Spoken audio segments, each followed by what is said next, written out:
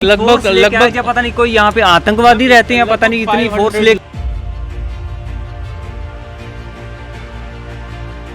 10 महीने की मेरी छोटी बच्ची है, वो सोई है और इधर से अगर ये गिराना स्टार्ट कर दें, आप यू कैन इमेजिन कि ऊपर से बारिश हो रही है, हम लोग कहाँ जाएंगे। इवन गर्दौरियाँ 2020 में खारिज कर रहे हैं और हमारा ऑर्डर 2018 का हो चुका है। से रह रही हैं जितनी भी ज़मीनें, ये सारी म्यूटेशन हो रखी हैं। अगर उनकी हो रखी है तो हमारी भी होनी है। हमने भी एज सच हाई कोर्ट से ऑर्डर करवाया है और नहीं किया तो वो अथॉरिटीज़ की कर दिया। म्यूटेशन हमने घर में तो करना नहीं है।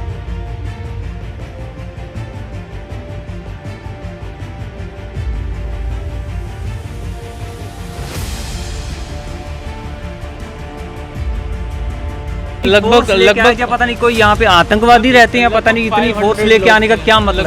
500 इंक्लूडिंग पैरामिलिट्री फोर्सेस और पुलिस फोर्सेस, लगभग 500 लोग थे। ऊपर वाली तरफ से, नरवाल वाली तरफ से भी रोड बंद था, पनामा चौक से भी बंद था और ये पूरे सिर्फ फोर्सेस से ही भरा था पूरा रोड।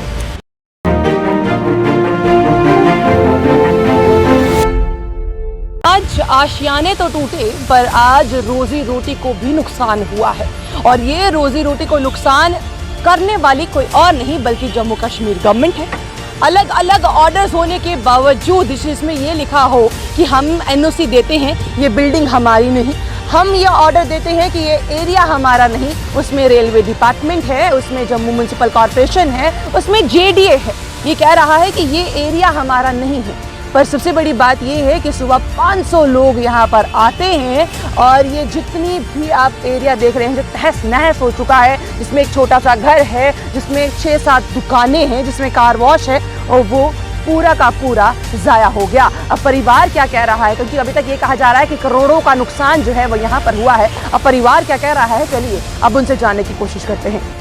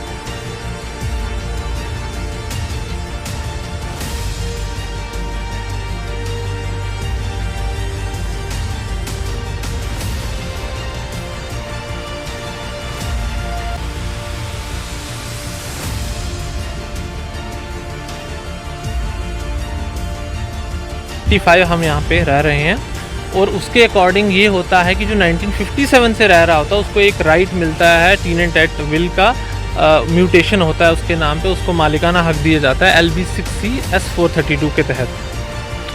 वो हमारा हाई कोर्ट ने ऑर्डर कर दिया है कि इनको दे दिया जाए, 2018 में किया था सितंबर में।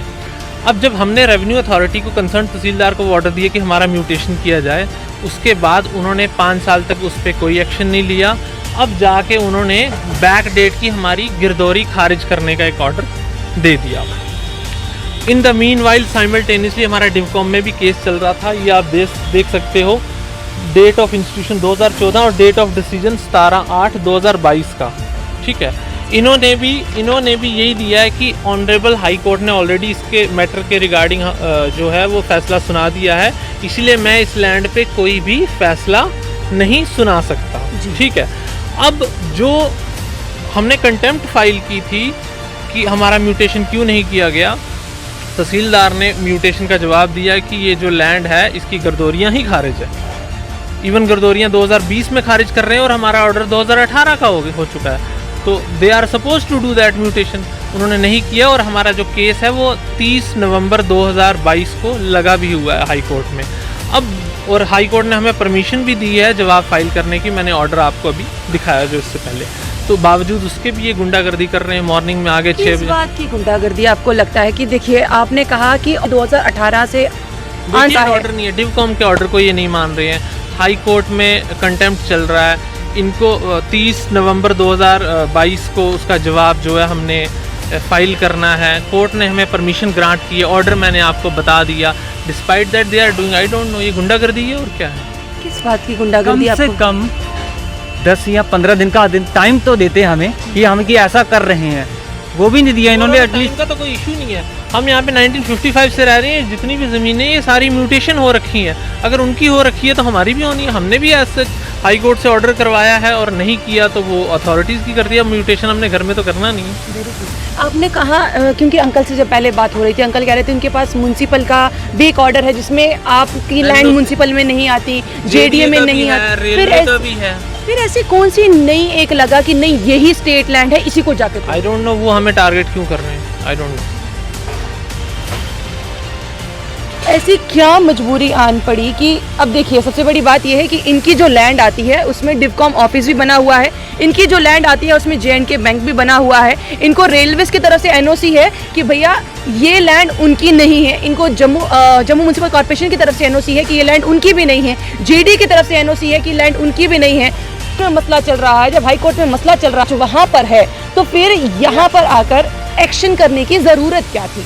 क्या आपने तहसीलदार को एक बार बोला कि एक बार जाके पहले हाई कोर्ट की बात? हमने बोला, कोई नहीं सुन रहा है मैडम। एडीसी भी बात नहीं सुन रहा है। Nobody is listening. डीसी से बात की, अगर एडीसी नहीं सुन रहा है तो? मैम डीसी मैम तो थे नहीं यहाँ पे मौके पे, हम किससे बात करते, बट एडीसी साहब से बात की, उन्होंने कहा कोई बात नहीं होगी। सुबह कितने लोग आए थे यहाँ पे? मैम लगभग क्या पता नहीं कोई यहाँ पे आतंकवादी रहते हैं, पता नहीं इतनी फोर्स लेके आने का क्या मतलब? 500 इंक्लूडिंग पैरामिलिट्री फोर्सेज और पुलिस फोर्सेज, लगभग 500 लोग थे। ऊपर वाली तरफ से, नरवाल वाली तरफ से भी रोड बंद था, पनामा चौक से भी बंद था, और ये पूरे सिर्फ फोर्सेज से ही भरा था पूरा। 500 लोगों का आना, आपके घर में छोटे छोटे बच्चे हैं, कितना दहशत का माहौल बन गया। 10 महीने की मेरी छोटी बच्ची है, वो सोई है, और इधर से अगर ये गिराना स्टार्ट कर दें, आप यू कैन इमेजिन कि ऊपर से बारिश हो रही है, हम लोग कहाँ जाएंगे? 10 महीने की लैंड ऑर्डर कोई चीज नहीं है। हुआ है, अगर पे आप पे होगा, ये सब पे होने वाला है, क्योंकि ये अब ये छोटे तबके लोगों को नहीं मानते। अब ये सोचते हैं जो गरीब है उसको पूछ लो। अब ये पॉलिसी चल रही है। हाई कोर्ट की नहीं मानते हो तो आप किसकी मानते हो? You just tell me. अगर आप हाई कोर्ट, कोई एक और ऐसी कोर्ट होनी चाहिए जिसमें आम गरीब जनता की सुनी जाए। कोई नहीं सुनने वाला नहीं। देखो मैम, ये जो जिस तरीके की सरकार है ये बिल्कुल नहीं सुन रही, आम बंदे को तो बिल्कुल भी नहीं सुन रही। अब हाई कोर्ट भी अगर नहीं सुनेगा तो कौन सुनेगा? उनकी मान ही नहीं रहे हैं। जब हमारे पास ऑर्डर मैंने आपको बताया उसकी मान ही नहीं रहे हैं, तो हम क्या कर सकते हैं?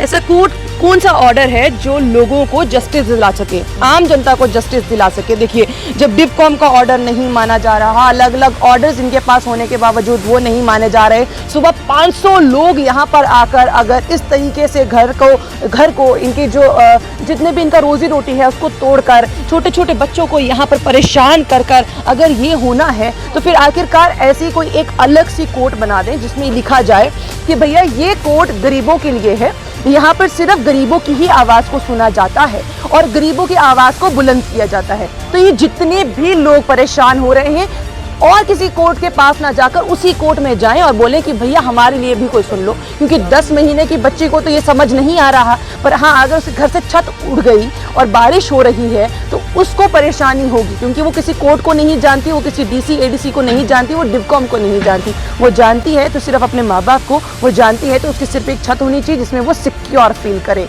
क्या आज जम्मू कश्मीर में कोई सिक्योर फील कर सकता है? आज की इस कंडीशन के बाद आपको क्या लगता है? अपनी राय कमेंट बॉक्स में जरूर रखिएगा। तब तक के लिए बने रहिए नानका टाटी के साथ।